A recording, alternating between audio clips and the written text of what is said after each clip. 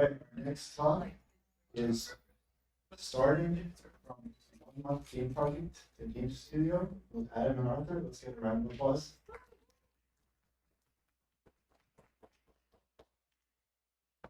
Alrighty. Well, we We should probably wait. We're gonna play the trailer. no, yeah, that's what I was gonna say. Let me get the trailer. So this is our game. This is our trailer for it. We're gonna play it real quick before we get into our talk.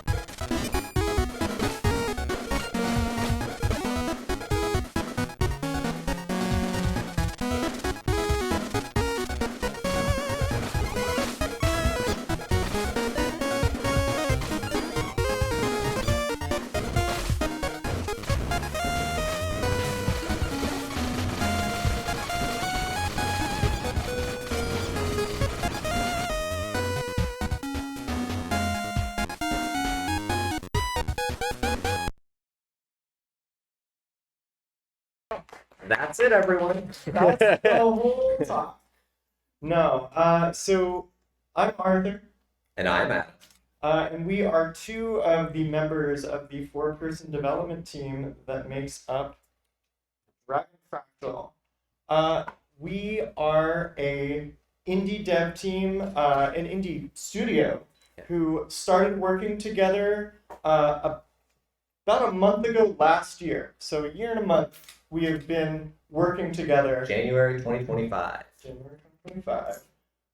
And since then, we have released a game, we have started a LLC, and we are currently working on our next game.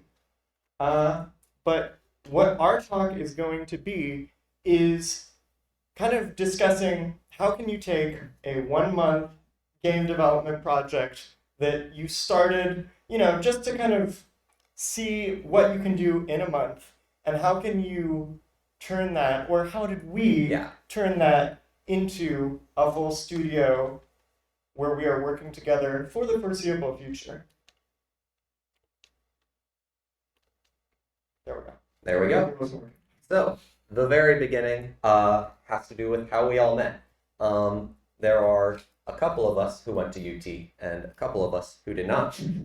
So some met at school, but we also kind of met each other through community events here in Austin, different game dev networking events. Things like GDC² here is actually where I started talking a lot more to one of our other members. Games Y'all, Game Dev Beer Night, other stuff like that in the Austin area is kind of what helped solidify a lot of our community there, as well as just our own community groups. We kind of just became friends and made our own Discord servers and started hanging out a lot. There's a larger friend group that surrounds Dragon Fractal. And from that, Dragon Fractal arose. But funnily, before starting on this, I'd worked with one other person. Had you worked with Connor before starting, or? We did a game jam. It was me, Connor, Alex, and Noah did a game jam at some point before, but it wasn't anything big. Yeah, and I'd only worked with Alex before this point.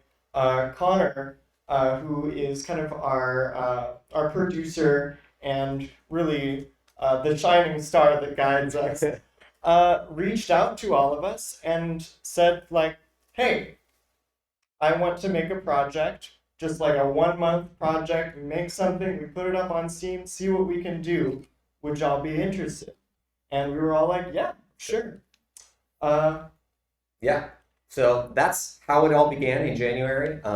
Getting started was as simple as asking. Connor kind of picked us specifically because we each filled different niches there. As we showed a couple of slides ago, I am focusing on music and sound design. Arthur is a phenomenal artist, Alex is a phenomenal programmer, and Connor is a phenomenal producer. So we all had our different niches, and Connor just reached out to us. For me, we're roommates, so we just walked in the living room and was like, hey, Adam, you want to just like make a game in a month and we'll just kind of see what happens? And I was like, okay, sure. And he was initially thinking, oh, we would maybe have a couple weeks of lead time before we actually start, but all of us were ready right then. So we're like, okay, let's just do it. So we had an idea. We're just going to make a game in 30 days or 31 days. I don't know exactly how we counted, but we said, okay, we're just going to make a game in a month. We're going to figure it out as we do it, build a plane as we play it, and then with the goal of just launching it on Steam whenever it's done. Yeah. So that's how it started. And one big lesson just from that already was something that we like to say as making a game, not the game. It's so easy when you're starting out and you haven't done anything in the industry to be like, oh, but I have this great idea. I have this phenomenal concept of like, oh, I just need to make this beautiful masterpiece of the game with all of my lore in my head all fleshed out or whatever. But that isn't necessarily a realistic starting point when you're just trying to get going and start learning how to make games yourself. Yeah. And this project was explicitly just, let's just do something.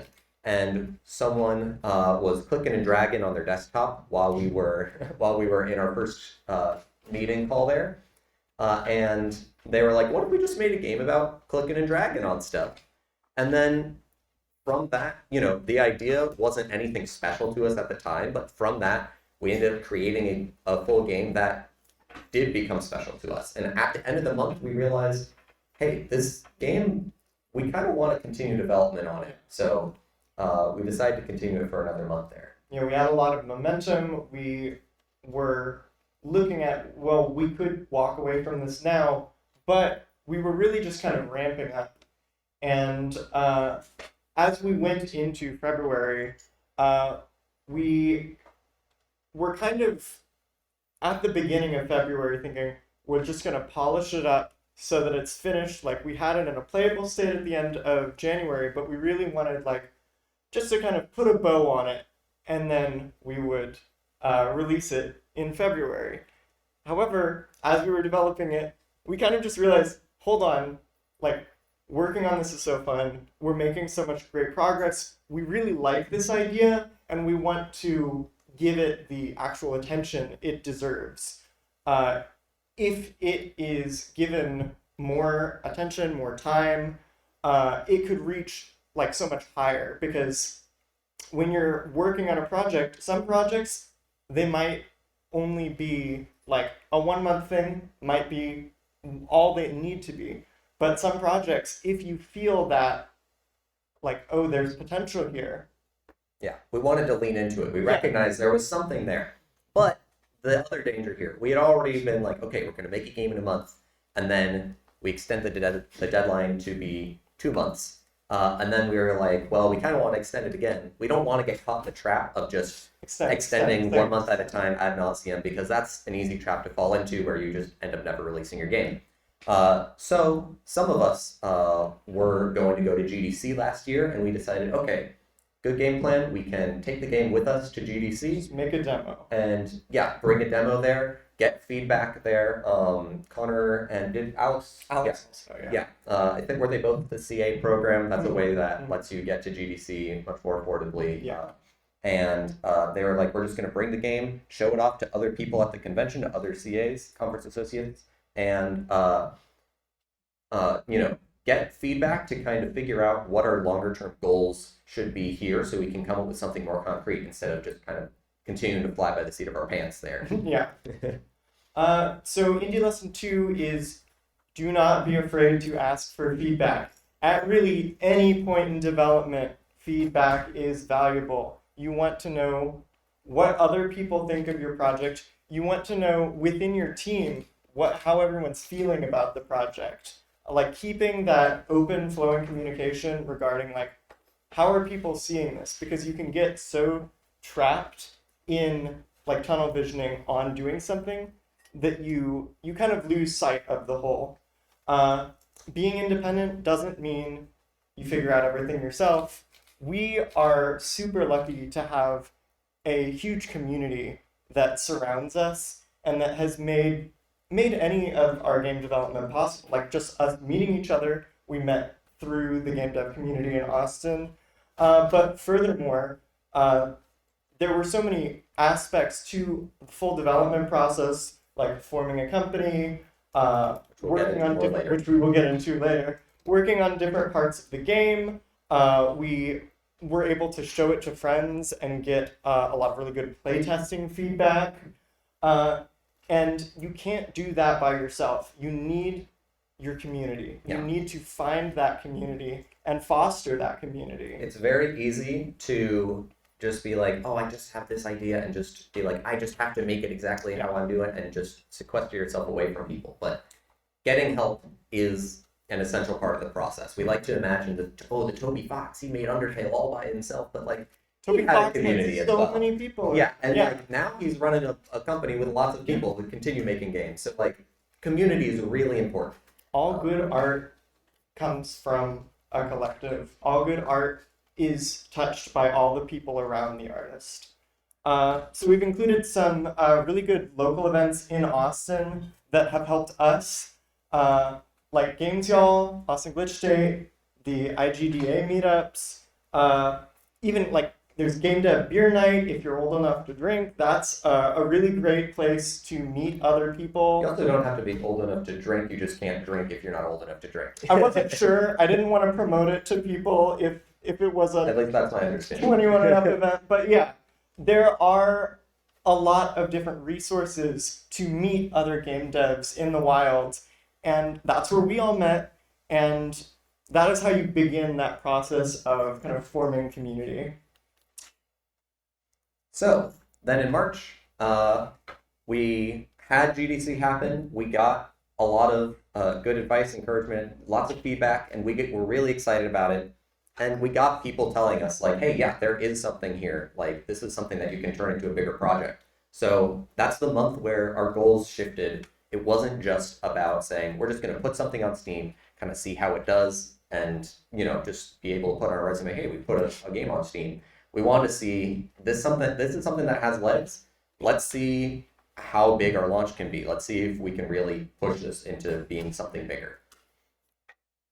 So that's indie lesson number 3, keeping your initial goals small and open-ended. Kind of similar to the making a game. It's good to have just like a simple starting point that then as you go on, you can kind of flexibly adapt to your needs as you're developing. So for us, we had our 1-month project, we made it be the 2-month project, and then we have reconvening into, okay, now we have like bigger goals for this project, and we can turn it into something that is greater than what it was originally. I see you're giggling about something. Well, I think keeping those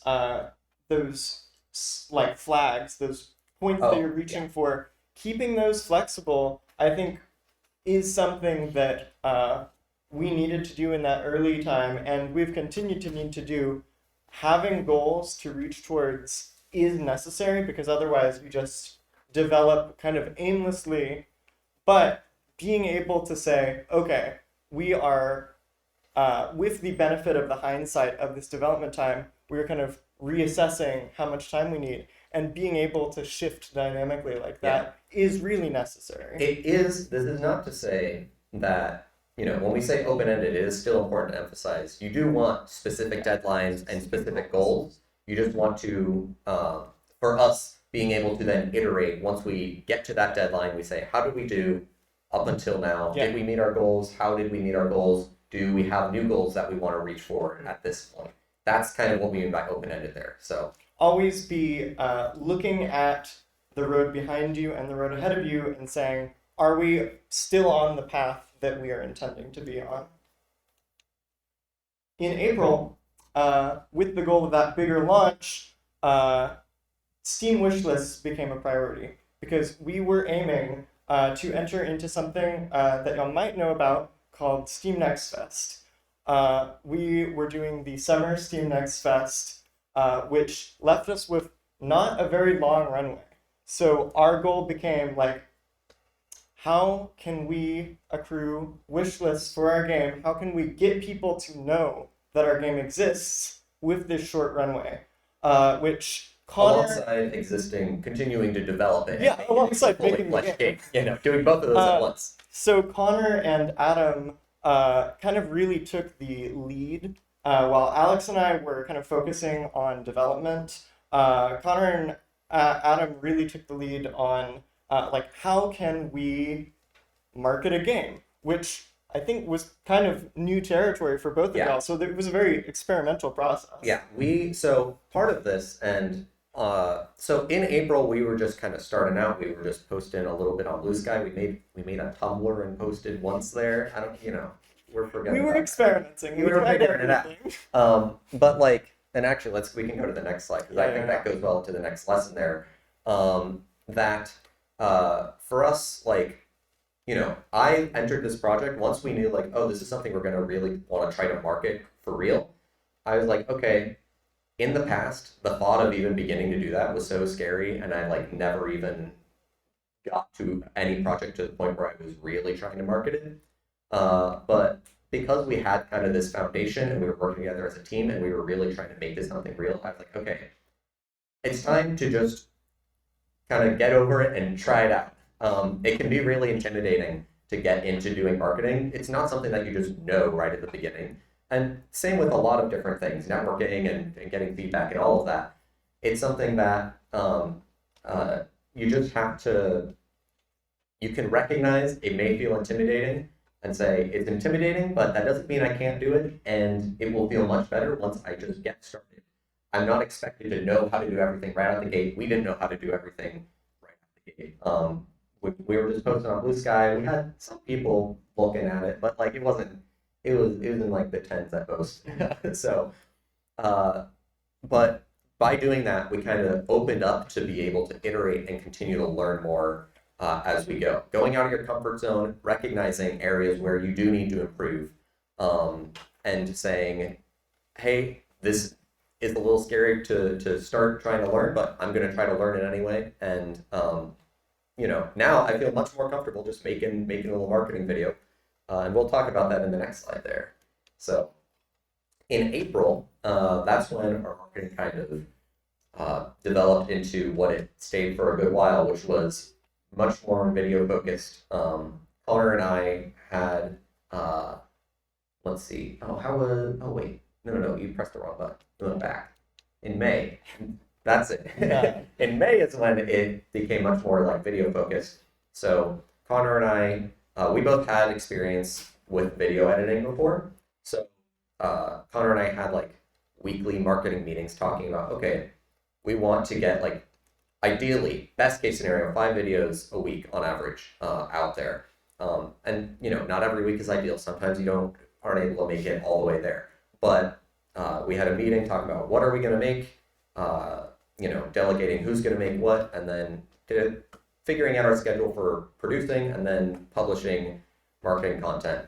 And this was with the goal then of helping build up our wish lists and everything ahead of Steam Next Fest, which was happening in June. Yeah. Because Steam Next Fest, it is a thing that you can only participate in once. Really capitalizing on trying to get as much momentum as we can, because again, we didn't have much runway. We were just going. Yeah. I think I want to note here, it's not in the slides, but I think something you were talking about the marketing meetings. I think something really good to bring up here is throughout this whole process, we were pretty much entirely a digital studio. We were meeting once a week on Mondays for our kind of stand-up planning meeting. And I think you and Connor had like a marketing meeting on a separate day, but that was kind of it. Everything else was like we had a Discord and we were talking in there.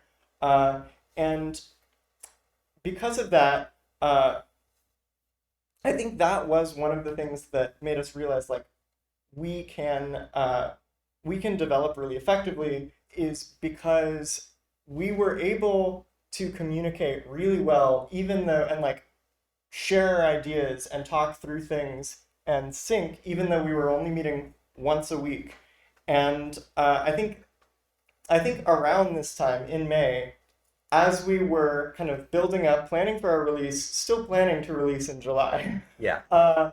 We were also starting to feel like if we can do this, like just meeting once a week, communicating really effectively what like we're trying to do. Yeah, like there's something special There's something here. Actually. going on There's something here. we should maybe Yeah. look into a little more. And we realized like we've had so much success, we don't want to just walk away after Dragon. Like July was coming up, that was kind of what we were aiming for, is like we're done.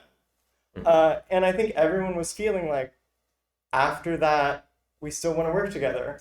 And so What we if we made a decided- studio? yeah, what if we You made know, a studio? I mean, we could just Why do not? it. Yeah. And it was kind of a discussion process. We had another long meeting. We had a lot of long meetings where we talked about like, what are the benefits? Are we all aligned? Do we all want the same thing? We kind of decided, yes, we do all want to keep working together. This team has been really special. And if we're going to form a studio, what are the benefits of that? What was like, we did a kind of cost benefit analysis. And we kind of decided like it gives us a framework to work within. If we know how the four of us work, we can more easily begin new projects. We know each other's skills. We know how to communicate with each other.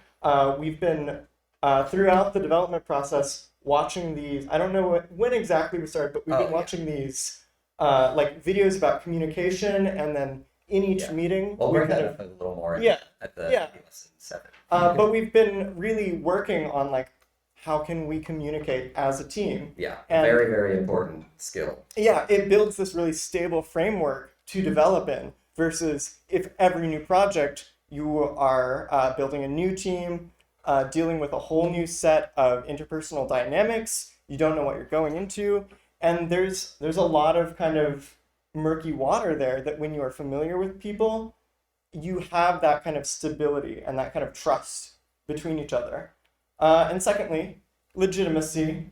I think for everyone, having the ability to say, like, not just, yeah, I'm vaguely a game developer, but I started a studio. Yeah. I'm a co-founder. Instead of being, we get to add a game on Steam to our resume, which, Yeah. is something. Very cool. We were able to go like, if we do this, we can, our LinkedIn says co-founder. Like, Co-founder. It's very fancy. That's big stuff Yeah. right there. And it also lends a sense of legitimacy to the games we're making. We're saying we're not just doing this as hobbyists. We have a game plan. We have a roadmap of what we're trying to do as a collective. And then branding. We have built a community with Dragon. All of the work we did for social media, we were realizing like, these people care about our projects. They care about us as a studio. They care about our story. And they might follow us to the next project we make if we're kind of building it with this same team, with the same idea. Yeah, that's the thing that we were talking about, kind of building an audience versus building a community. We want to lean into building a not just people who look at a project and go, oh, hey, that's cool, and then forget about it. More people who are invested in us as developers, building a community around it. And that's something that making a studio and kind of building more identity and branding around that would allow us to lean into long term. Yeah. So the other thing is, liability and taxes stuff. It's just stuff you got to deal with. It's not fun. It's a lot of work, but it is necessary if you're going to be handling money, if you don't want to hurt each other. And we were all friends. I think over this year, we've grown closer and closer as friends, but also we've realized like we want things to be equitable. Yeah. And so we formed this studio, and it was a long process to form the studio completely. It began here, but it did not end here. We developed for the rest of the year, or we worked on the studio for the rest of the year alongside development, but we wanted to form our company kind of as a cooperative so that it was very even and we very want to have kind of equal say exactly in general in our decisions and stuff. Make sure that communication, especially around money and around your stuff in general, is like clear. very well, clear, articulated. Everyone understands. Everyone's on the same page. And everyone has a voice. Yes. Yeah. So, oh yeah, maybe lesson number 5. When it comes to making a studio, because it was something that we didn't necessarily, and Connor handled most of the actual studio formation, and we didn't necessarily know entirely what the process of making a company was going to be. And so and that's why lesson number 5 is don't underestimate your unknowns. You're not going to know everything, and that's beyond just making a studio, but you're not going to know everything when it comes to development. And similar to the previous things of relying on your friends, like if you know people who do have experience with things like making a studio or doing whatever in your development, it's important to kind of get information. And if you aren't sure about something, don't assume it's just going to be easy or just be like, we can just do it. So yeah, because this element of it definitely, Connor put in the bullet point, making a studio takes roughly the same effort as launching a Steam game. Like it's something that you gotta prepare yourself for. But yeah, I think that would lead us on to the next slide.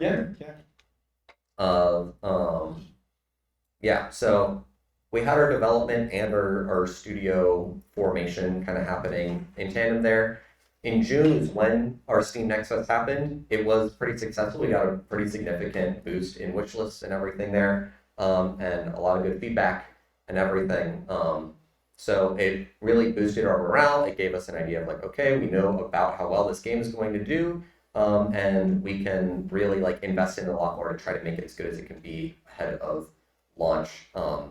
There's a lot in terms of like the making more content for it still during this month. Yes. But yeah, as it says there, we were talking about the studio stuff, but we after kind of learning the scope of what that would look like, and I say it's again mainly Connor doing this studio setup. Thank you, Connor. We're able to consult with lawyers, peers who have gone through that process before, and make sure that we know what we're getting into. Merge Conflict is a studio that it's actually homegrown here at UT, right? That we were able to reach out to them, copied a lot of their homework in a number of ways. But that's the benefit of having good friends and being in a network of people. And Connor had some connections to like lawyers, I think through GDC. He had like lawyers who were used to doing game development stuff. I don't remember all the details. If you were here, we'd be able to talk about that a little better. But again, that is how like we're able to really make it into something real. Is again leaning on community. It's a very important thing. So, Indie Lesson 6, good networking is critical. We were first. Where do we work with good networking being critical? I mean, mainly just kind of leaning into the same stuff again. We like, please, you live in Austin. There's a lot of good game dev networking stuff here. There's a lot of community that you can take advantage of. It's great that you're all at GDC². This is a great place to make connections and going to other events like Gates-Dell and stuff, meeting other devs. Getting connected is super valuable. I know whenever I first started going to like networking events, I was like, I guess I'm supposed to find the guy who will give me a job. I don't know. But over time, I realized the way that kind of works out, it's not just about being like, hello, I'm here to do business proposition with you. It's about you just go and earnestly make friends. As I went to networking events, I realized, I'm just kind of developing like a really awesome group of friends. And community. From that, we have Dragon Fractal, and we have all of the connections that helped us get to where we are. Yeah. So if you're struggling with networking, one thing that is important is be curious about people and focus on that community. Community is what the strength of networking is. It's not just saying like, hello, Mr. Businessman. I'm also a businessman, and let's do business things. It's not thinking about what can this person do for me, or even really what can I do for this person to like demonstrate my value or for them to demonstrate their value. It's about building friendships, finding people who are going through the same stuff as you, because they are the best people to commiserate with, to get advice from, to just be able to share your kind of development as an artist, as a developer, whatever you see yourself as. There are other people who are going through it with you, and I think the biggest single takeaway in this whole project is just find those people and don't do it alone. Find your network, find your community. In July, dev and marketing were in full gear. We were fixing bugs left and right. A lot of programming, a lot of art, a lot of polish, a lot of additional content. And we were kind of realizing, once again, we're not ready to release just yet. So We need more time. this was another point where it was like we did set the idea of, okay, we're going to launch late July. That's our plan. But we didn't have it too like narrowed down specifically yet, and so we had another opportunity to say, okay, we had this plan. We had Steam Next Fest. Now one more chance to reevaluate and set a firm, concrete deadline this time. You know, it's very easy for things to get postponed, and so this time we were like, okay, all of the times that we did extend it back, we did have good reasons to extend our deadline back and everything, and so now we're like, okay, and now that like the game is mostly there and we just need to do like polish or add a little bit of stuff to it, we are much more confident in being able to give that firm deadline right now. So we aimed at August 18th. But even then, if I can jump in, I think it is disingenuous to say that we were confident. I think development is really a process of saying, is this good enough that I'm not going to tear my hair out if I put it out now? Because you can always do more work. Yeah, that's we also could have done another year's worth of development. Which is why we were like, this time, now we know where the project is, we know where our goals are, this is the date. And so I think a big thing about this is your priorities will evolve over the course of your development, and you need to be looking at the path ahead of you, the path behind you, and saying, when am I going to be happy with this project? How much of myself am I going to put into this before I say, okay, I'm going to put it down, because if I don't now, I never will. And that's part of what, because again, you can just make that, you could just say, well, I'm never going to be happy and I'm going to keep on working on it. It's very easy to always have one more thing, but at some point, if you want to be a game developer and you make at least more than one game, then you know, you have to finish it at some point. So, you know, when it comes to this project, as we were saying before, you know, each time that we push back our deadline, we had kind of a specific reason in mind. So as it's growing, we recognized, okay, this game has potential. We want to extend it one more month.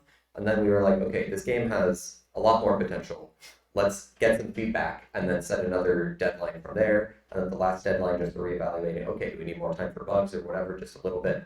But being able to understand where your priorities are and adapt to those shifting priorities as your development goes on is really important. And it's important to reflect on those goals, figure out, you know, short-term, long-term patterns of like, where are we sure that we're in line with what we want going forward. And that brings us as well back to communication.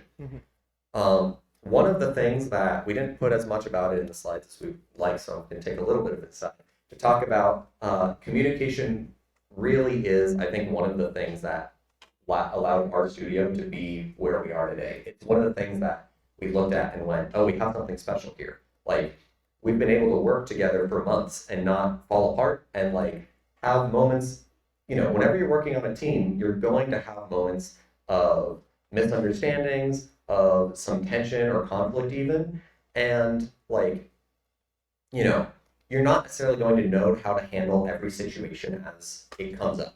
But being able to recognize that sometimes a situation like that can come up and it's a learning opportunity, And it's something that you can look at with the growth mindset. There's a lot of, I know there's moments where we've had a meeting and, one of us might say something that then later on we think about, and then later on in the meeting we'll go, hey, by the way, I just want to say, I'm sorry about that was actually rude to me or something. Yeah. And Connor's told me whenever we had comments like that, he, as the producer, is like, just like, so this team actually like can stick together because like, it's so easy to not recognize how important all of the details of how you're communicating are. It's so easy to have misunderstandings. I'd love to go into great detail, or I don't want to, but we don't have time for it just now. I think a really great cap to that is Alex, one of the people on the team. He said something at the end of one of our recent meetings that was a very kind of frank discussion on like where we are going as a studio, what our priorities are now that we're moving on to our second game. And he said, like, at the end of it, I don't think we could have had this conversation a year ago because we have grown as communicators and we have learned how better to express things with each other and be honest with each other while also taking into account everyone's different perspectives. You have to be able to recognize, like, there are times where, hey, there's a hill that I probably shouldn't be dying on. Mm-hmm. Or, there's something really important that was just said. Before I respond to it, let me clarify to make sure I understood it right before I start giving my response to it. Yeah. Or, just lots of stuff. Again, it's something I love talking about. If you want to talk more about communication skills, then you have Q&A or afterwards. I'd love to talk more about it. One thing that I will say before I move on, the last thing about communication, you were brought up earlier. We actually started doing a process of every meeting, at one of our weekly meetings, we watch an episode of an Intro to Human Communication series from the YouTube channel Study Hall. It's made in association with Arizona State University and Crash Course, the YouTube channel from Jonah Green. And that, a lot of the things in the video, you look at it and it might be like, oh, this feels just like common sense. Yeah. But like, it's really important to like break down all of the pieces of how you're communicating. And watching those videos and talking about it explicitly as a group has really helped, given us a good prompt to then reflect and say, oh, are there places in this aspect of my communication that I'm actually like causing a problem? Yeah. Or, it's really important to be introspective. Where do I need to improve? As well as being able to have the courage to respectfully bring up, hey, I feel like you might need to improve in this way too. And we were able to do that as a team, which again is part of why we're able to get to where we are. So anyway, we can move on. that's my most passionate topic. Maybe? Oh, is the clicker not working? It's not clicking.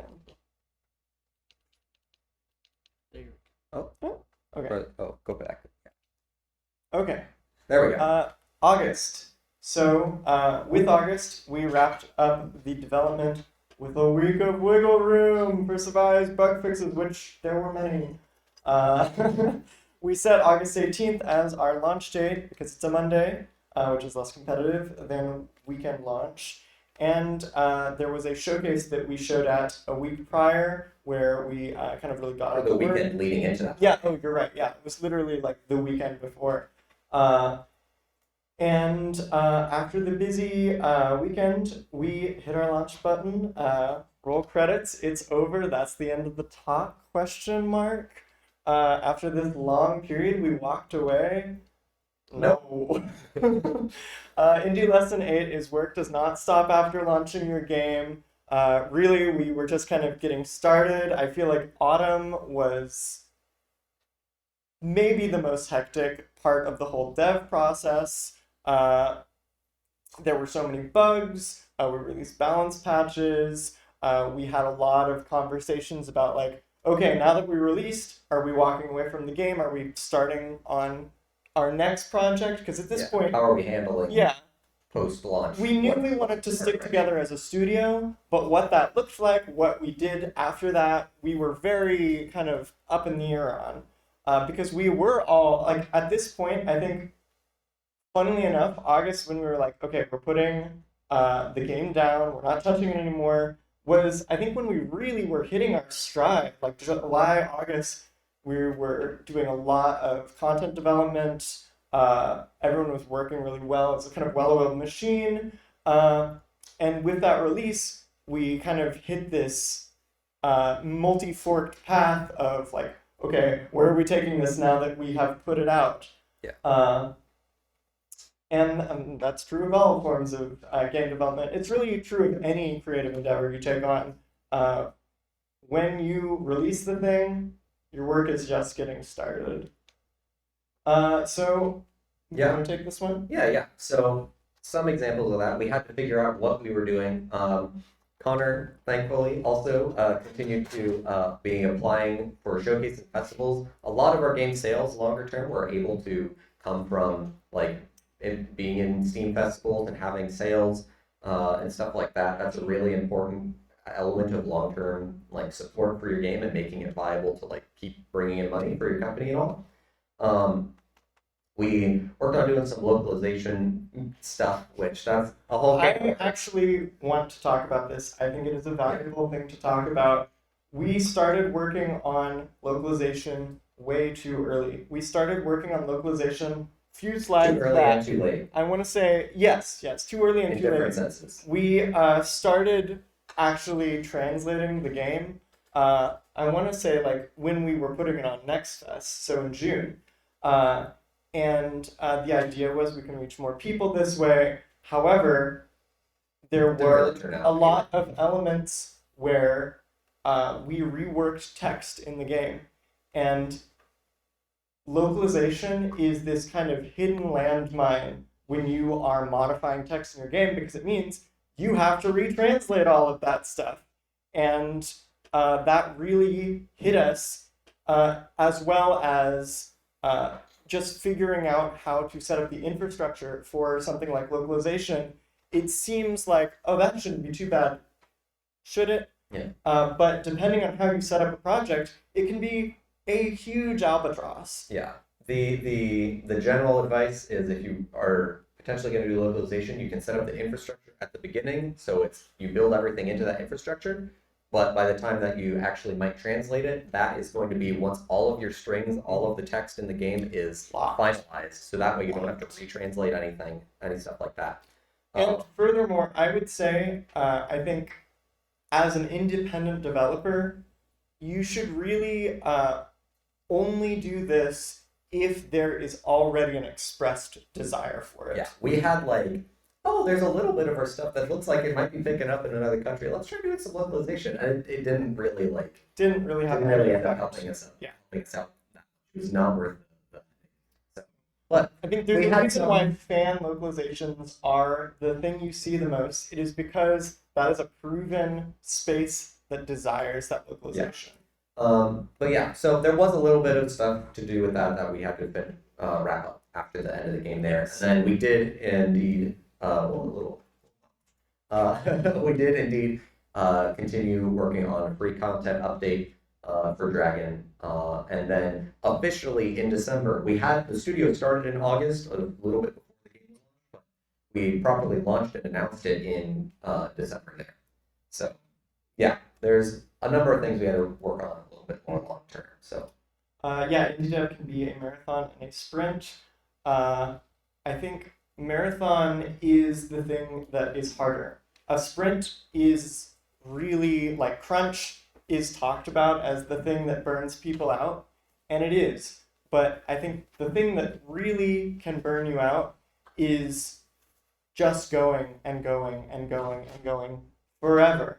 A little bit of crunch, while it is good to avoid if possible, will not destroy your drive to continue working on the game.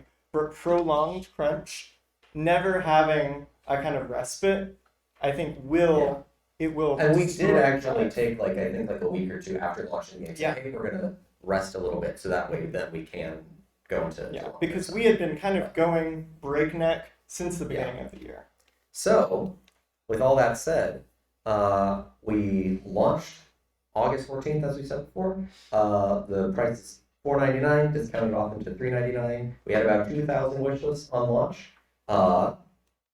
We at current present have about 4,000 wishes, and we made about $4,000. So it's modest, but yay! That was a success because our goal was just initially put out a game on Steam. Yeah, considering this is the big thing to think about. Like, definitely this is a pretty modest success. But we, again, started being like, let's just make a thing and put it out there. I don't know. We were like, we'll be happy if it makes back the Steam deposit of $100 is how we started. And then we had like 2 months of marketing into Steam Next Fest and launch. So like that, and we were figuring out marketing from the ground up. So considering all of that, like, hey, we did turn it into something real. And like, that's something that is honestly something I'm really proud of. So set your expectations realistically, and you can achieve them. I think be honest with like what can we achieve, and be ready that the first thing you make, it's not going to be like a blockbuster, but it is building your community. It's building your back catalog, and that's a big part of why I really like making a game, not making the game, because figuring out the process of how to even make a game itself is an iterative process. If you make one game for 1 billion years, you are going to be learning during that. But if you make smaller games one after another, that is going to teach you so much more about the whole process over and over again, and you'll have so many more chances to iterate and try out new things in different ways.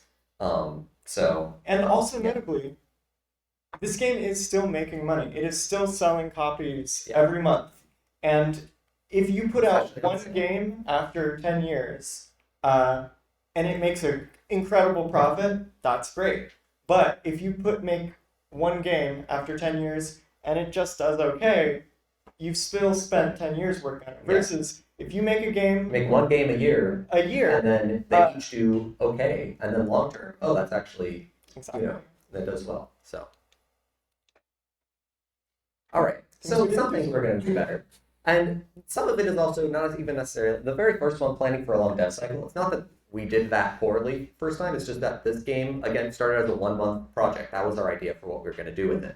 So, but now that we are knowing, okay, we're going into this project as a team, into the next project that we're going to be working on, we are building it from the ground up knowing, hey, we should make code that is maintainable long term and stuff like that. Other thing, big element of marketing that we did not even really do, I don't think we did any of, which was a huge blow, was the fact that we didn't reach out to content creators. That is such an important element of getting visibility on your game. As it says there, 100 streamers playing your game that each have 100 viewers is equivalent to getting one streamer with 10K viewers. You can reach out to a bunch of small streamers. And like, when you get enough of that, it still does convert into real numbers there. And then pick your battles. This is the big thing that inspired this was the localization element. The fact that, we just kind of threw it in there in the middle of development, not really having a plan or not really understanding what we were doing there. And also not really having a good enough justification for putting that much investment into localization, because it's a thing that we probably assumed it was easy. We underestimated the unknown of it, and then realized, we did not have a clear enough hey, this is something that we need to that would benefit us long term. So being judicious about what you're working on is important. I think that really ties back into, if you have an unknown, especially something that you've never interacted with before, you've never worked on before, that's another place where you should be reaching out to your community, say, hey, how feasible is this? Let other people make that mistake that you can learn from. And there's no perfect time. That's the other thing. We just kind of started at some point. Yeah. If you are, if you're waiting, you're like, I need to start making a game, but I need everything. I need to be good enough first. Yeah, I need to be good enough. I need to have things line up right. I have stuff I'm dealing with. It can be valid that there might be a moment in your life where it's like, okay, I need to whatever. But ultimately, the best time is now. Yeah, you'll never be good enough to start development. It's You never just have to start it, and then you are a game developer, and you have to just keep working on projects, and don't try to make the perfect game. Just make a game. And that actually reminds me, the first game jam I ever did, I got like sick halfway through it and just like it halved the time I was able to work on it, and I made a thing, and I was like, it works. It has a beginning, middle, and end.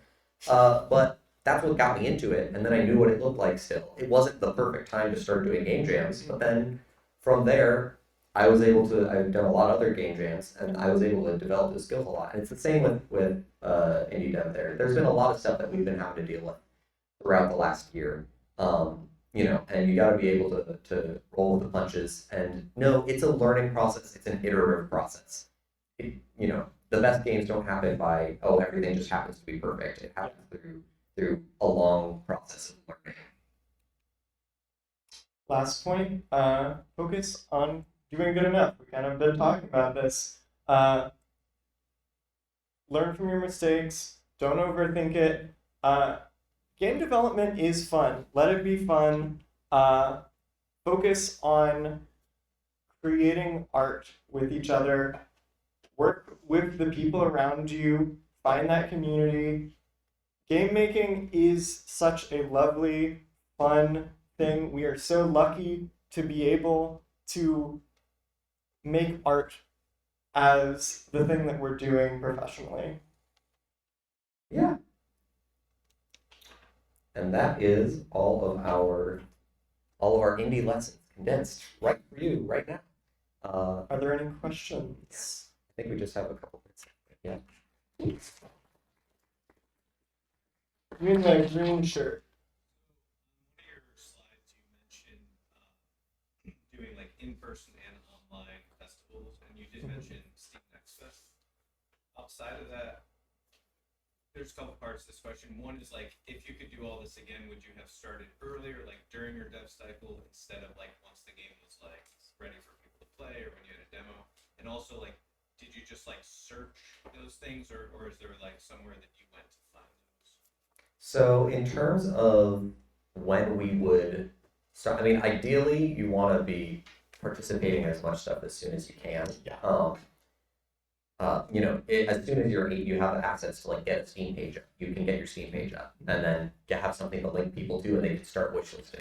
Yeah, you right want there. to start the wishlisting process as early as feasible. In terms of festivals, Connor was the one to handle most of the festival applications and stuff.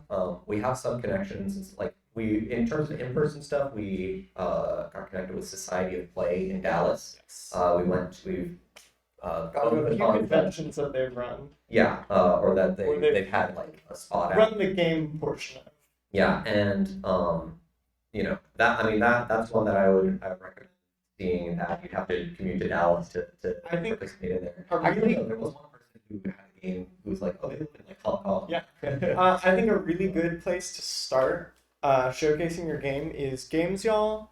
It is not super high bar of entry to show a game at Games Y'all, and you get really great feedback from other developers. The other thing I do know, at the very least, there was some list of like stuff that Connor had that I don't know what it was or where exactly he got it. I'd have to ask him. But I know that just going on Steam and looking through all of the festivals on Yes. Steam, saying, "Hey, what could our game do?" We were in like a code, or was it in like a code? There's a few different festivals with lots of different. One that we recently ran did Flash Game. was a Games That Feel Like Flash Games festival. Yeah. And so I think finding there's so many niche festivals on Steam right now, and they are a great way to kind of promote your game. A lot of our sales come from these Steam sales for like specific genres, essentially, like niche genres. And that is, I think, a really good thing to be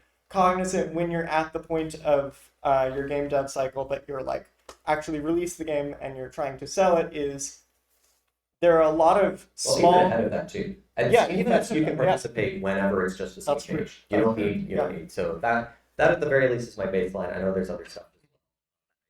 Beats on. But definitely start early. What's What that? was it? How to market a game blog in Discord. Oh yes, how to market a game blog. Yes, in Discord. Thank you. Look up how to market a game. I can probably try to find a link or whatever if you want to get it from me. I know that I'm in the Discord at least. I don't. If you look up how to market a game, it'll probably be one of the first things that come. Any Yeah. other questions?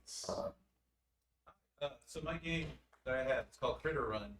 I'm on Steam right now, and I'm doing the Next Fest thing. What is that exactly? Is it just a group of Yeah. people? Like, Okay, I'm so still fuzzy on what's Yeah. gonna happen, the mechanics. yeah, so Next Fest is a festival that's run by Steam, and it is something where you can only enter your game into Next Fest one time. So you should choose a Next Fest that is kind of aligned with when you plan to release. Next Fest, it's not explicitly a wishlist multiplier, but the more wishlist your game has, and the more kind of day over day growth in wishlists your game has, Next Fest will amplify that. So if you are getting a few wishlists a day, that is going to be much more affected by Steam Next Fest than if you're getting a wish list every few days. So it's more like a kind of force multiplier on the velocity of gaining wish lists. And wish lists are really the biggest metric for Steam of how they decide what are we going to put up on our storefront? What are we going to suggest to people? Like it drives a lot of the kind of click through of Steam.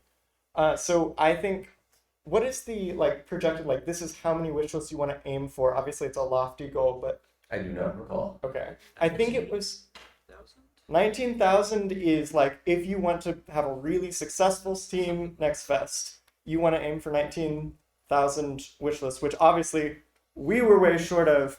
You probably won't make it there with your first project unless you do really good marketing. And marketing, like we said in the talk, it's a very It's big an learning iterative process. It's something that you gotta just keep doing to figure it but- out.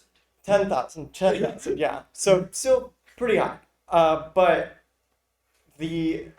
I think the thing to think about with Steam Next Fest is look at your Steam page and ask yourself, what am I saying with this? If you were not the developer of this game, if you were looking at that page, what is this web page or what is this storefront page telling me about this game?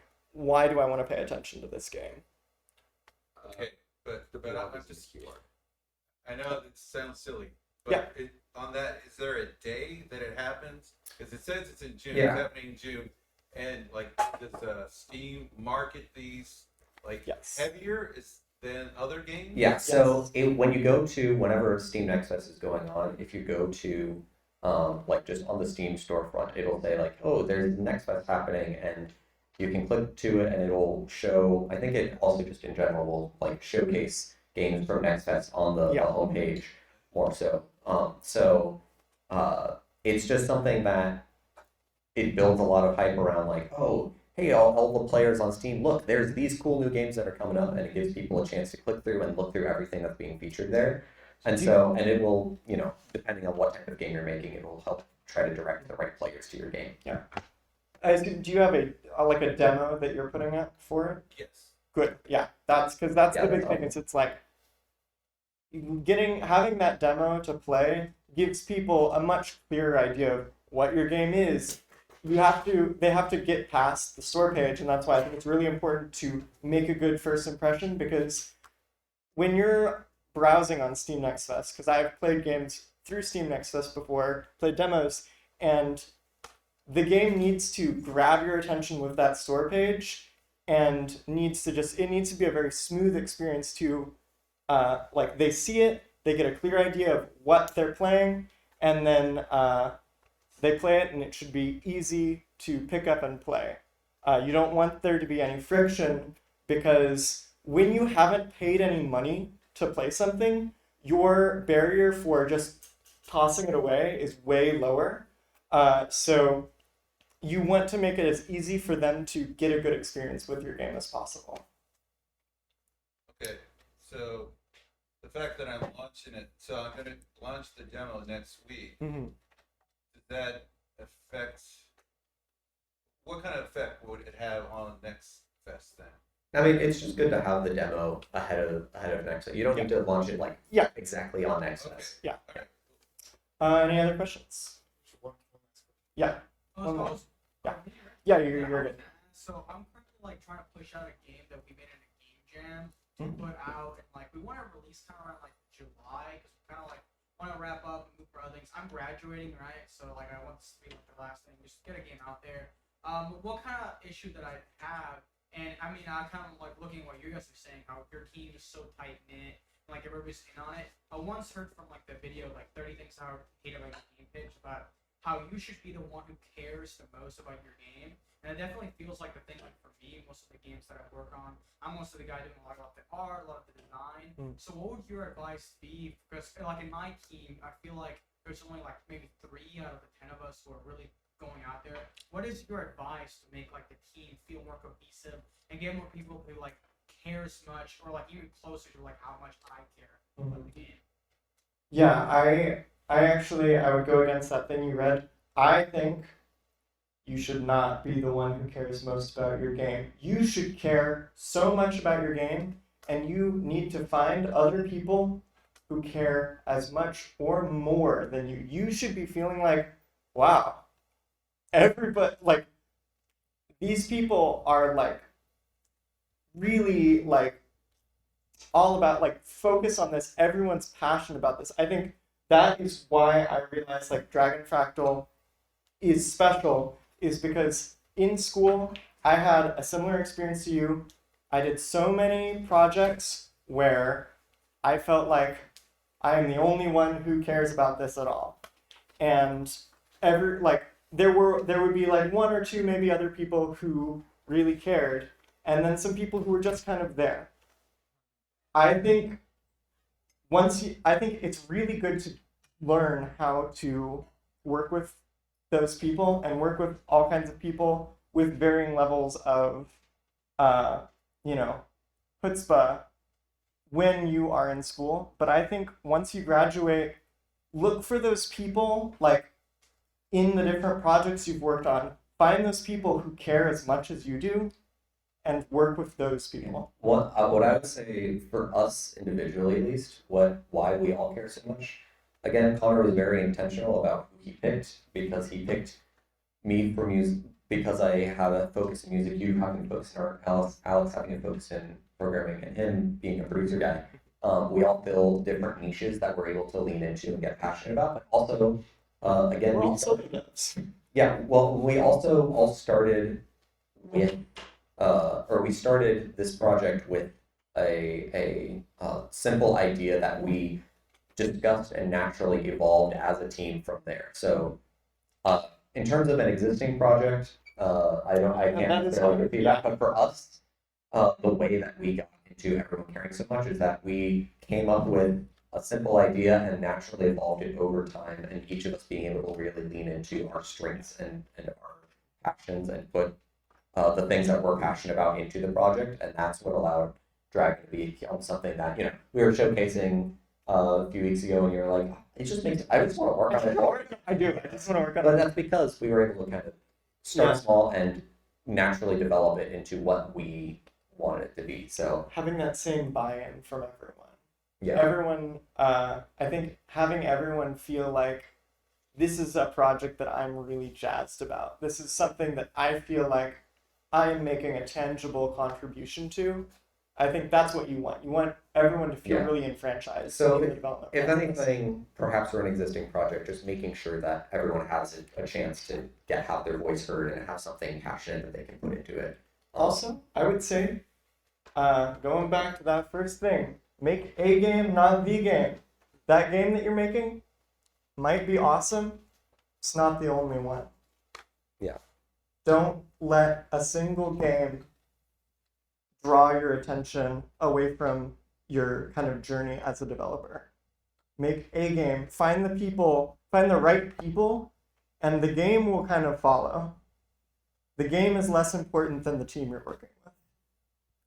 I think that's maybe the most important thing from our development process is the people are more important than the specific project. We made a game and we're like, oh, this game is special, let's take it. And then we realized, oh, this game is special because We this game were is special. special. We were special ones the whole time. So, And everyone's special. I think you just need to find the people who work specially with you. And those people are out there. You just have to build that community and find them.